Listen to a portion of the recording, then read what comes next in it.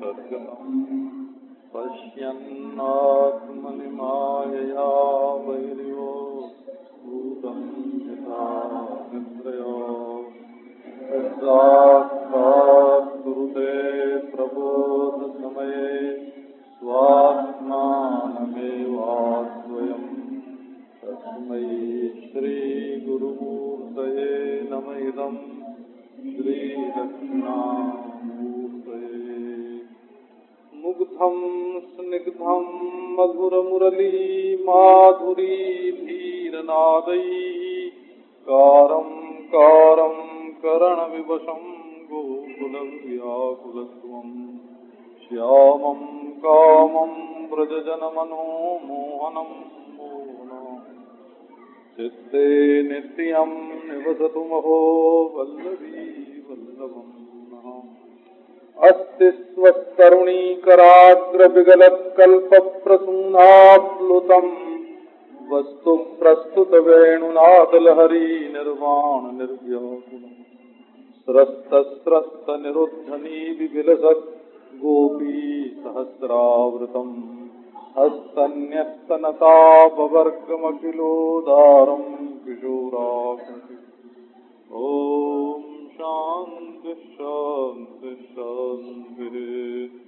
झुंड के झुंड जो बादल होते हैं, एक बादल को घटा नहीं बोलते हैं, वो बहुत से बादल हों तब उनको घटा बोलते हैं। बोले एक अद्भुत घटा है कि कैसी घटा है, घनघोर वर्षा करने वाली। स्मृतापि तरुणातपम करुणया हरन्ति नृणाम। ये घटा तो आके बरसती है तब ठंडक होती है, और उस घटा की तो याद कर लो, स्मरण कर लो तो इतनी करुणा है उसके अंदर, इतनी करुणा है कि तरुण से तरुण ताप को, आतप को वो मिटा दे। तो भाई घटा में तो बिजली चमकती है, उस घटा में बिजली क्या है? अभंगुर तनुत्विषाम वलयिता शतैर्विद्युताम। खूब चमकदार गोरी गोरी है ना, सुंदरी सुंदरी जो गोपियां हैं ना, जिनके अंग से छटा निकलती रहती है, वो बिजली की तरह सैकड़ों गोपियां चारों ओर से उनको घेरे हुए हैं। वही बिजली है और नाच रही हैं हो। तो बीच में वो घटा कौन है? वो सावरी घटा, सलोनी घटा, श्याम घटा है। तो घटा तो पहाड़ पर लटकती है। वो किस पहाड़ पर? कलिंद गिरि नंदिनी तट सुरद्रुमालंबिनी। कलिंद गिरि, कलिंद जो पर्वत है उसकी बेटी कालिंदी, उस कालिंदी के तट पर एक कल्प वृक्ष है। उस कल्प वृक्ष का सहारा लेकर वो घटा खड़ी है। बोले चाहते क्या हो उससे? तुम कम्मदीयमति चुंबिनी भवतु कापि कादम्बिनी। वो अद्भुत घटा, वो गोपी रूप बिजली से घिरी हुई, स्मरण मात्र से करुणा तप का नाश करने वाली, वो जमुना जी के तट पर कल्प वृक्ष के नीचे त्रिभंग ललित भाव से खड़ी बांसुरी बजाती हुई वो श्याम घटा, वो घनश्याम, वो श्याम घन बारंबार हमारे हृदय को चूम ले। हम ही चाहते हैं कि बारंबार वो हमारे हृदय का चुंबन करे। ये तो मंगलाचरण की बात कर दी, लेकिन ग्रंथ में जो प्रसंग है ना, ता दृष्टवान्तिक मायाता भगवान ब्रजजोषिता। बीच में कृष्ण और चारों ओर गोपियां घेर के खड़ी। यही रासलीला में। अब थोड़ी बात आज की भी करें।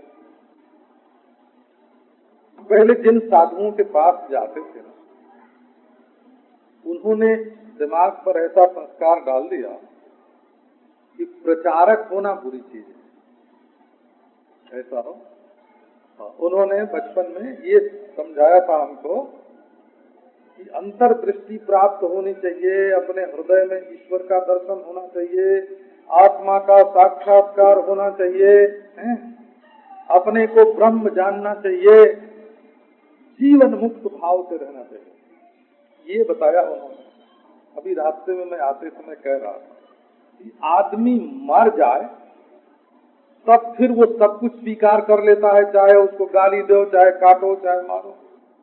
ऐसे जब महात्मा जीवन मुक्त हो जाता है तब वो सबको ब्रह्म रूप में स्वीकृति दे देता है। शक्नोति है वजह सोढ़ुम प्राक शरीर विमोक्षणात्, प्राक शरीर विमोक्षणात्। ओम ओम ओम, ये भी ठीक, ये भी ठीक, ये भी ठीक।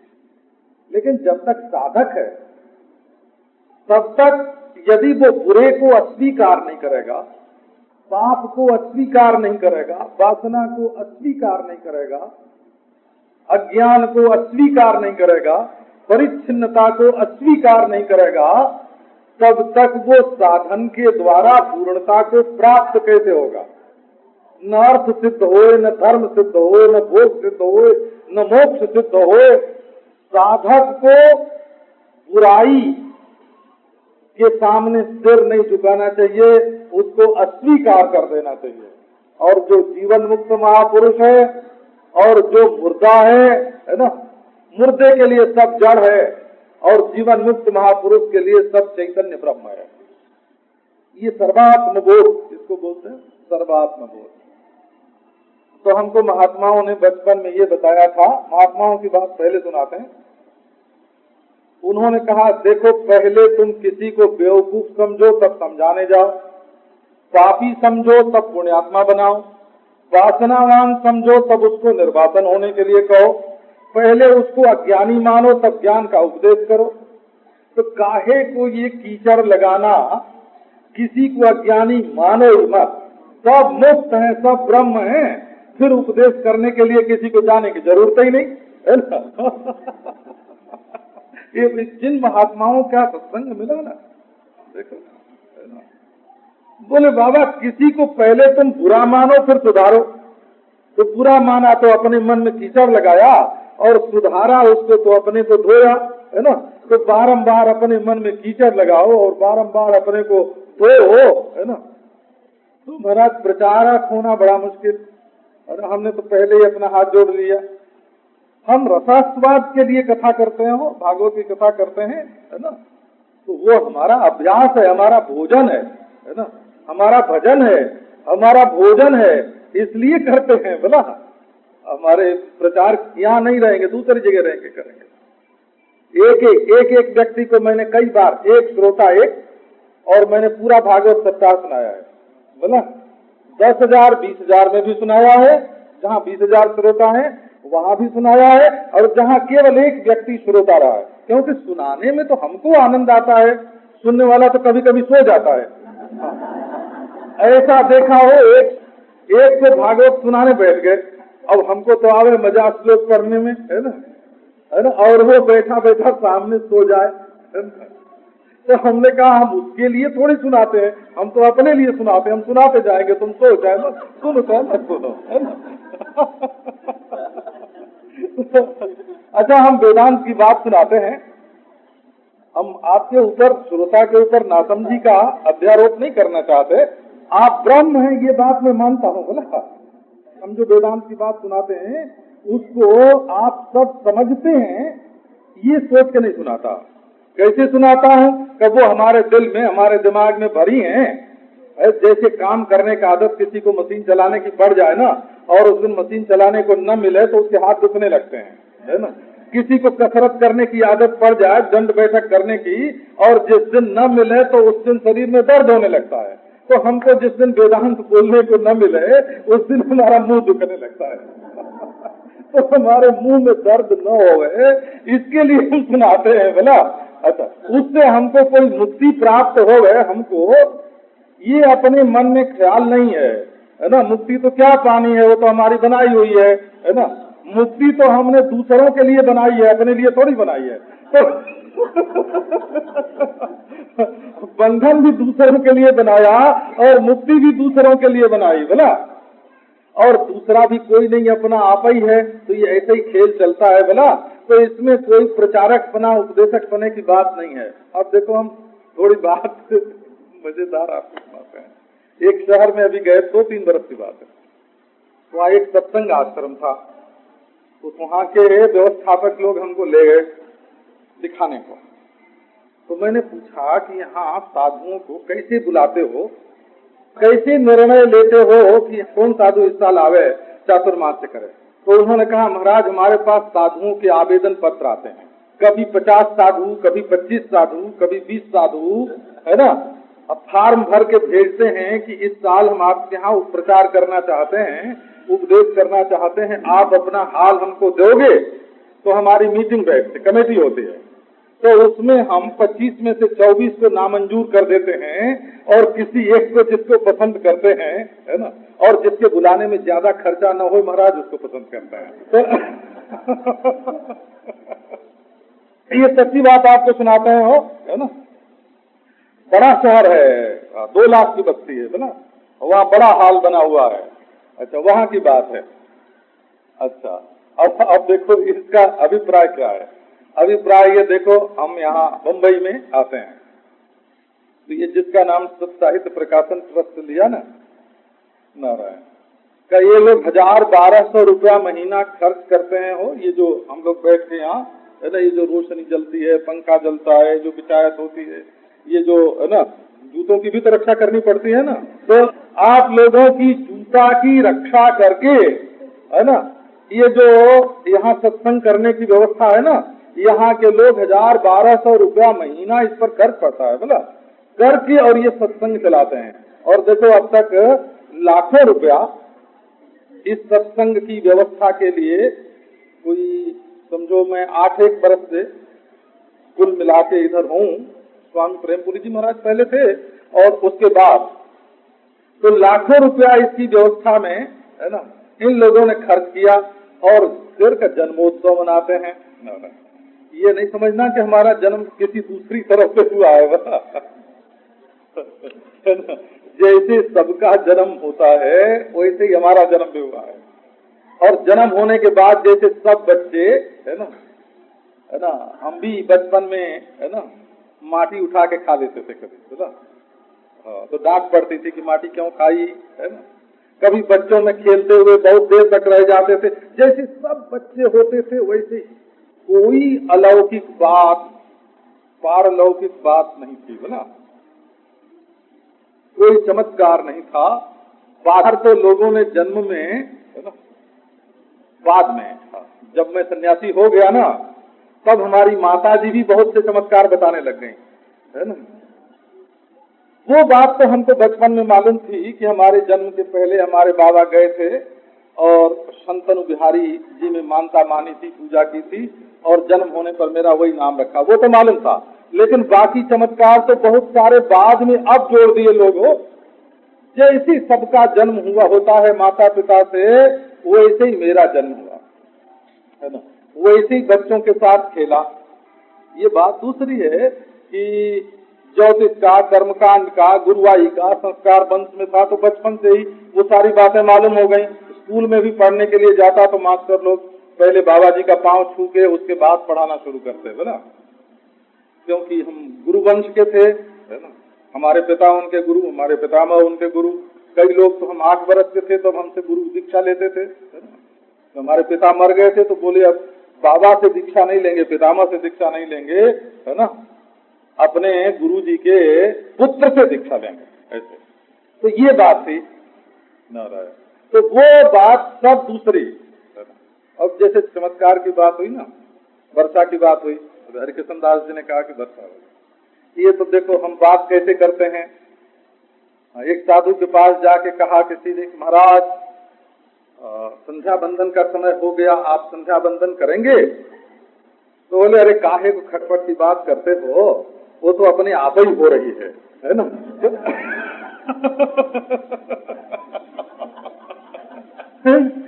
वो तो अपने आप हो रही है, सूर्यास्त हो रहा है, संध्या हो रही है ना, अपने आप ईश्वर काम कर रहा। अब ये यदि साधु ने कह दिया कि संध्या अपने आप हो रही है और बाद में सूर्यास्त हो गया और संध्या हो गई, तो वो कोई उसके वचन में चमत्कार थोड़ी आया। इस बात को देखो, ये जो साधुओं के साथ जो लोग ज्यादा चमत्कार जोड़ते हैं, उन्हीं की श्रद्धा अंत में घट जाती है ना। देखो हम एक अर्थ में चमत्कार है हमारा, वो बिल्कुल खुली सभा में हमको कहने में हर्ज नहीं है। एक आदमी के बीच में कह दें, एकांत में कह दें, है ना, भरी सभा में कह दें, गांव में दौड़ी पीट के कह दें कि हम ये जानते हैं कि हम ब्रह्म हैं और हमारे सिवाय दूसरी कोई वस्तु नहीं है ना। इस चमत्कार के सिवाय अगर हमारे पास कोई दूसरा चमत्कार ढूंढो, हमारे सिवाय ब्रह्म नहीं, हमारे सिवाय ईश्वर नहीं, हमारे सिवाय जगत नहीं, है ना, अनंत कोटि ब्रह्मांड का अधिष्ठान और स्वयं प्रकाश सर्वाभाषक जो तत्व है सो मैं, ये मालूम है। और इस चमत्कार के सिवाय, ये साक्षात अपरोक्ष अनुभव है। अच्छा, और इस चमत्कार के सिवाय दूसरे जो चमत्कार हैं वो लोग अपनी अपनी भावना से, अपनी अपनी श्रद्धा से, है ना, जितनी श्रद्धा करेंगे, जितनी भावना करेंगे, उन्हें चमत्कार की सिद्धि होगी। वो उनकी श्रद्धा का चमत्कार है, वो हमारा चमत्कार नहीं है। वो वस्तुतः हम परमात्मा हैं और महात्मा हैं तो तुम्हारी श्रद्धा से। अपनी दृष्टि में हम महात्मा नहीं है, बोला, अपनी दृष्टि में हम ब्रह्म हैं, तुम्हारी दृष्टि में महात्मा हैं। अगर तुम्हारी श्रद्धा हो, है ना, तो मन से ही सिद्ध, तुम्हारा संकल्प पूरा होगा ना। और तुम्हारी श्रद्धा न हो तो अपन कोई चमत्कार नहीं है।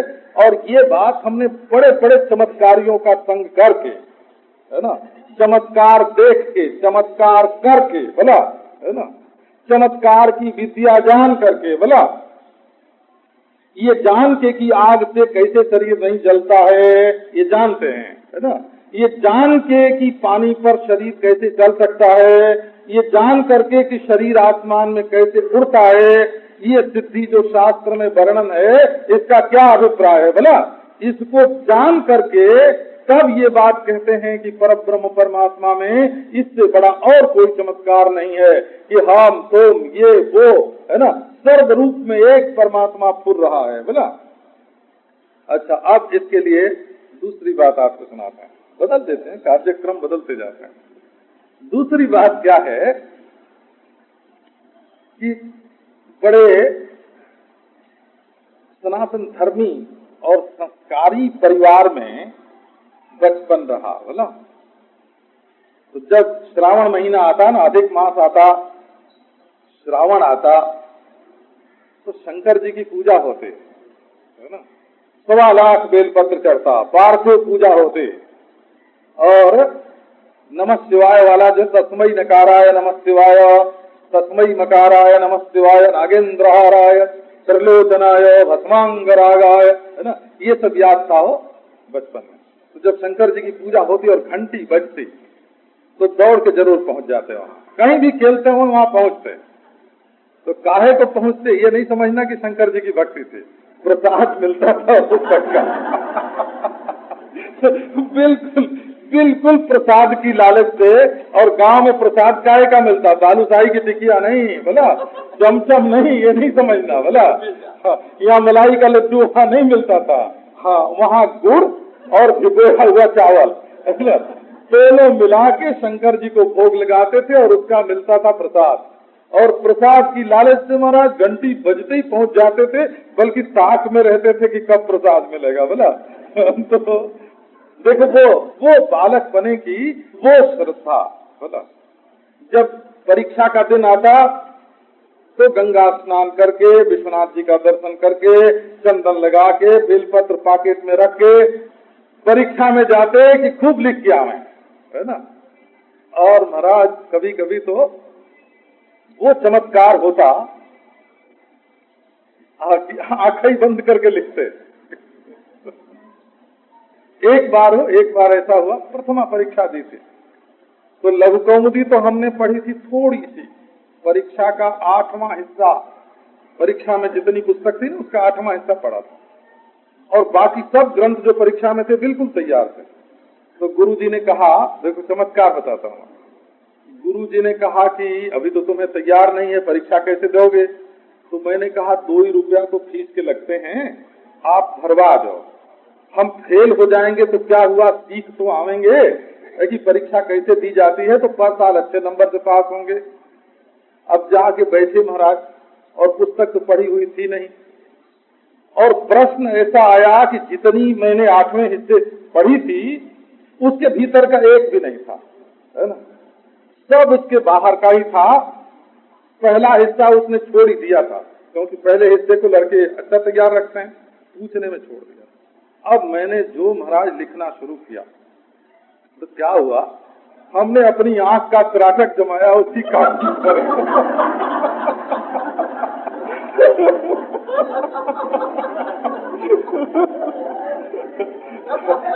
समझ में बिल्कुल नहीं आता था कि वो क्या लिख रहा है। बोला जो कुछ उसने लिखा बिल्कुल वही चीज मैंने अपनी कॉपी में लिख दी।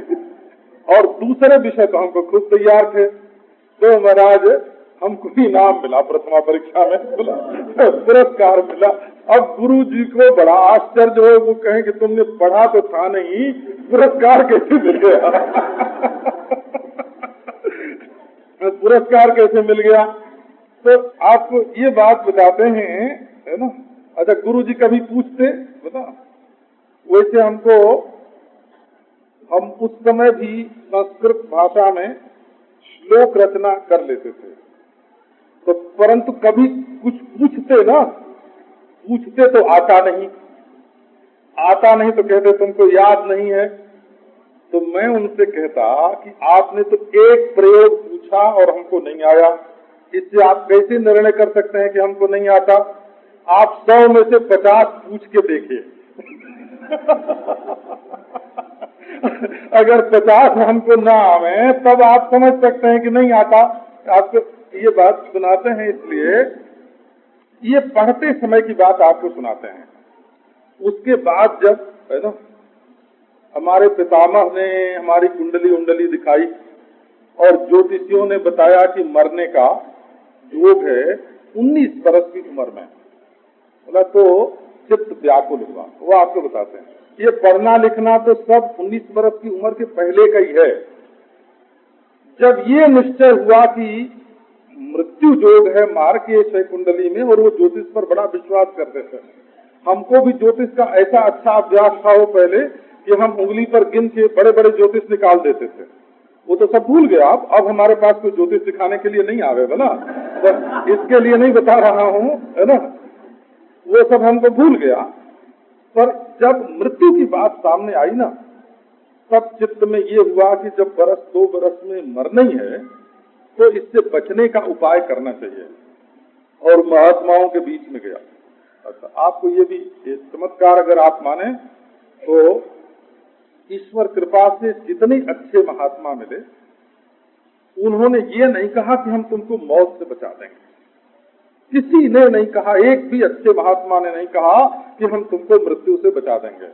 उन्होंने ये कहा कि हम तुम्हारे चित्त की स्थिति ऐसी बना देंगे कि तुमको मौत का डर न रहे। ये मृत्यु का जो दुख है वो केवल मानसिक कमजोरी है। मन जिसका निर्बल होता है ना, जैसे ये वर्षा नहीं हुई ना 5-4 दिन, समझो 10 दिन पीछे, है ना, तो जिनका मन कमजोर था वो कितने व्याकुल हो गए, है ना। बोले किसी का पूना में घर ले रहा है, कोई सूरत भाग रहा है, कोई बड़ौदा भाग रहा है ना। वो मन की कमजोरी थी। वो अपने को जो लोग बहुत बुद्धिमान मानते हैं वो ज्यादा योजना बनाते हैं, है ना।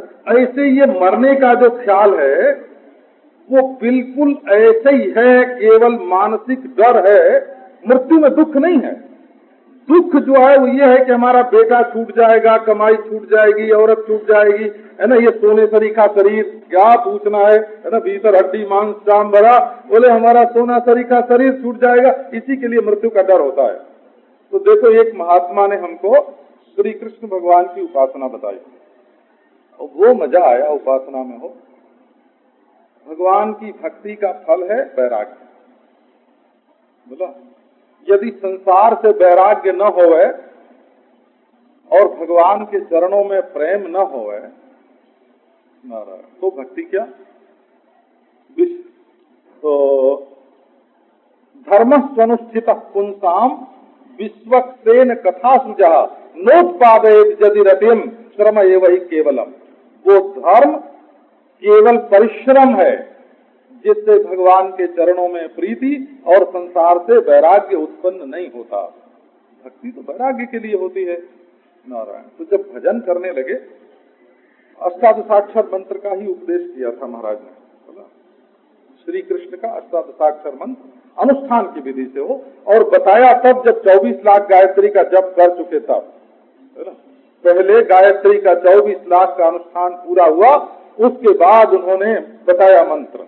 और जब उसमें लगे, आपको क्या बताएं, हमारे तो 3 दिन अगर कोई कृष्ण कृष्ण जप कर लेता है ना, तो आके उलाहना देता है कि अभी भगवान का दर्शन नहीं हुआ, है ना। अभी सपने में भी नहीं आए, ध्यान में भी नहीं आए, है ना। हमने एक अनुष्ठान पूरा किया, स्वप्न नहीं आया, बोला जागृत की तो बात ही छोड़ो, 2 अनुष्ठान पूरा किया। दूसरा अनुष्ठान पूरा होने के बाद बड़ी ग्लानि थी चित्त में कि हम इस योग्य नहीं हैं कि हमको इस मार्ग में सफलता मिले। गंगा स्नान करने गए तो कौआ माला उठा ले गया और गंगा में डाल दिया, है ना। ये देखो, हाँ, माला में घी लगा हो, कोई चमत्कार नहीं था, माला में घी लगा हुआ था, है ना। कौआ उठा के ले गया, गंगा जी की धारा में डाल दिया। मैंने कहा अच्छा चलो, अब भगवान का ये मन है कि हम जप नहीं करें, है ना, छोड़ दिया जप। घर से भगे, सवेरे महाराज 4 बजे घर से निकले और 1 बजे दिन तक चलते रहे। चल के कहाँ गए, बनारस से आगे एक शिवपुर नाम का स्थान पड़ता है, पंचक्रोशी में है। उसके पास जाके जेठ की दोपहरी खूब प्यास लगी थी, कुएं पर गया पानी पीने के लिए। तब तक हमारे एक बड़े आदरणीय सज्जन थे, वो वहां आ गए और इक्के पर न जाने कहां से अकस्मात आए और वो पकड़ा महाराज, पकड़ के लौटा ले आए, बनारस ले आए। फिर जूता खरीदा हमारे लिए, है ना। फिर हमको रात को सिनेमा दिखाया, बोला चलो सिनेमा में। उन दिनों सिनेमा जो है ये बोलने वाला नहीं था हो, है ना, हमको याद है ना। उस समय बनारस में बोलने वाला सिनेमा नहीं था। सीरी फरहाद, सीरी फरहाद। अब जब देख के लौटे, वो ग्लानि हुई कि चले थे भगवान का भजन करने, भक्ति करने, है ना, घर से निकल के वैराग्य करने, अपने किए तो कुछ होता ही नहीं है ना। अब सिवाय मरने के और ईश्वर की प्राप्ति का और कोई उपाय नहीं दिखता है। अपनी जुक्ति हार बैठे थे, दिन में बैठे थे और कमरा था बंद और आंख से गिर रहे थे आंसू, रो रहे थे। ये अभिप्राय था कि अब इस जीवन में ईश्वर की प्राप्ति होने की नहीं है। अब देखो, हम न तो साइंस से समझा सकते इस बात को बोला, और न तो तर्क वितर्क से इसका कोई जवाब दे सकते, बोला। हमारे पास न तो इसका कोई विज्ञान है, न तर्क है, न वितर्क है, न युक्ति है। कमरा हमारा बंद था, इतना हमको याद है। जिस खाट पर हम बैठे थे वो याद है, बैठे थे ये याद है, आंख से आंसू गिर रहे थे ये याद है, और चित्त में बड़ी वेदना थी ये याद है। मैंने देखा कि वो अंधेरा जो घर है ना, खिड़की नहीं थी कोई हो उसमें, कोई गोखा मोखा कुछ नहीं था, किवाड़ी थी जो बंद थी। देखा कि जैसे चांदनी छिटक गई हो घर में, बिल्कुल प्रकाश हो गया, एकदम प्रकाश। बड़ा आश्चर्य हुआ कि रोशनी कहाँ से आ रही है। आंख अपनी मली की कहीं कोई आंख का दोष तो नहीं है ना। इतने में महाराज उस रोशनी में एक बालक प्रकट हुआ। हमारे पास विज्ञान से उत्तर देने का कोई उपाय नहीं है, बोला। इसको अगर कोई अंधविश्वास करे, भावना कहे, एक बालक प्रकट हुआ। बालक देखने में 10-12 बरस का था, बोला। गोरा गोरा था, वो सांवरा नहीं, गोरा था, बिल्कुल गोरा। और उसके पांव में फूल के आभूषण थे, कमर में कपड़ा नहीं था, फूल था, बोला। छाती पर वस्त्र नहीं था, फूल था, हाथ में फूल थे, बोला। और सिर पर भी मुकुट जो था वो फूल का ही था, कान में कुंडल फूल का, बोला। और मुस्कुराए और बांसुरी बजावे, और ऊपर ही ऊपर, यहाँ से वहां, वहां से वहां, है ना, चले आसमान में, है ना। और किवाड़ी बंद, और सारे घर में उजेला। ये देखो, बचपन की बात आपको सुनाई। उस समय हमारी उम्र, है ना, बहुत नहीं थी, 18-19 वर्ष की, हो तो हो नारायण।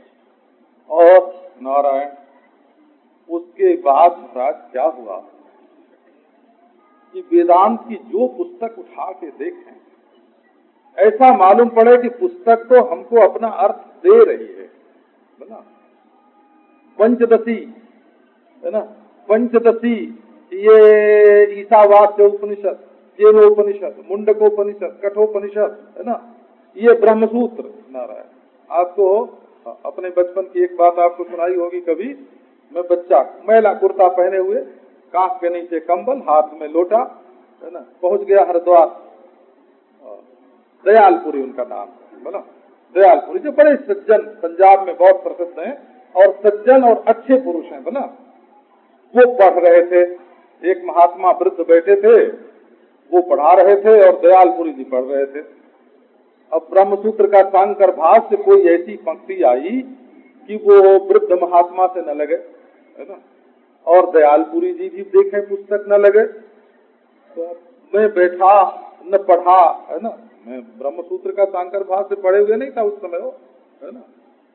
मैंने कहा कि महाराज मैं देखूं पुस्तक में क्या लिखा है। तो हंस के उन्होंने पुस्तक दे दी। तो बड़े सज्जन बड़े सत्पुरुष थे है ना, पुस्तक दी और मैंने देखा तो मुझको तो उसका अर्थ आ गया। तो मैंने बताया कि इसका अभिप्राय ये है। तो उन्होंने हमारे पीठ पर है ना, वो जो वृद्ध महात्मा थे दयालपुरी जी जिनसे पढ़ रहे थे, उनका नाम वही बता सकते हैं, देवीगिरी हो, विष्णुगिरी हो या धर्मपुरी हो है ना। ऐसा इन तीनों में से कोई नाम उनका विष्णुपुरी हो या धर्मपुरी हो या देवीपुरी हो। रायपुर जिले में उनका कहीं आश्रम है। उन्होंने पीठ ठोकी, अरे ब्रह्मवेत्ता है भाई ये तो है ना, ऐसे महाराज पीठ पर आंख ठोकी, ब्रह्मवेत्ता है ना। उसके बाद दयालपुरी जी जब मिले है ना, उन्होंने कहा हमारे गुरु जी ने तुमको ब्रह्मवेत्ता कहा है। मैं तो गृहस्थ था बोला। बोले कि हमारे गुरु जी ने तुमको ब्रह्मवेत्ता कहा है ना। और वो उठ के खड़े हो जाते हो, काशी में जब पढ़ते थे भारत शंकर चैतन्य भारती से पढ़ते हो बाद में, तो जब मैं काशी में उनके पास जाता तो उठ के खड़े हो जाते हैं। महात्मा दयालपुरी जी महाराज उनका नाम है, और अभी कभी कभी वृंदावन में पधार जाते हैं बोला। तो आपको ये सुनाया कि ये जो तत्व ज्ञान की बात है, ये जो भक्ति की बात है, अंतःकरण शुद्धि की बात है, ये जो परमार्थ के साधन की बात है। अब आपको फिर एक बार जोड़ देते हैं कड़ी बोला। आप शायद अपने मन से न सोच सको, इसलिए बताना जरूरी है। क्या कड़ी इसमें क्या है कि जैसे सब पैदा होते हैं वैसे ही मैं भी पैदा हुआ बोला, और जैसे सब बच्चे खेलते हैं वैसे मैं भी खेलता था। जैसे औरों के मन में है ना संसार का भय, राग, द्वेष होता है, वैसे ही पहले मेरे मन में भी था। लेकिन ये सत्संग जिसको कहते हैं, संतों का संग, ये भगवत भजन है ना, ये भगवत भजन और ये महात्माओं की कृपा बोला। एक बार की बात है, मैं एक महात्मा के पास गया। बोले तो मैंने सुना तुम भागवत बहुत अच्छा जानते हो। महाराज पढ़ता तो हूँ। बोले हमको सुनाओ। बोले मैंने कहा क्या सुनाऊं? बोले 11वां स्कंद सुनाओ। 11वां सुना दिया उनको। बोले 7वां सुना दो। 7वां सुना दिया। बोले अच्छा रास पंचाध्यायी सुनाओ। रास पंचा 3 महीने सुनाया होगा। ऐसे कुछ कुछ कहीं कहीं कैसे चलता। जब सुना चुका तो बोले क्या हो दक्षिणा देंगे है ना। मैंने सोचा वो इलायची तो उनके पास रहती नहीं थी है ना, रोटी रोज मांग के खाए आते थे, लंगोटी कपड़े की और बिस्तर टाट का है ना, और कमरे में घुटने भर धूल झाड़ने न दें कभी न। मैंने कहा क्या दक्षिणा देंगे? महाराज ले गए एकांत में। बोले कि देखो नारायण, तुम कल्याण स्वरूप हो, अपने अकल्याण की कल्पना आज के बाद कभी मत करना।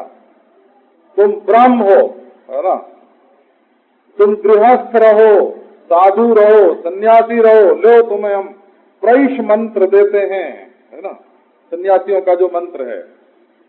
तुम आज से सन्यासी हो गए, अब तुम चाहे किसी देश में रहो, देश के साथ सन्यास का संबंध नहीं है। ये सन्यास तो अंतर्दृष्टि है, ये सन्यास तो अंतर्दृष्टि है, ये भगवत दृष्टि है, ये पूर्ण दृष्टि है। इसमें परमात्मा के सिवाय दूसरी कोई वस्तु नहीं है।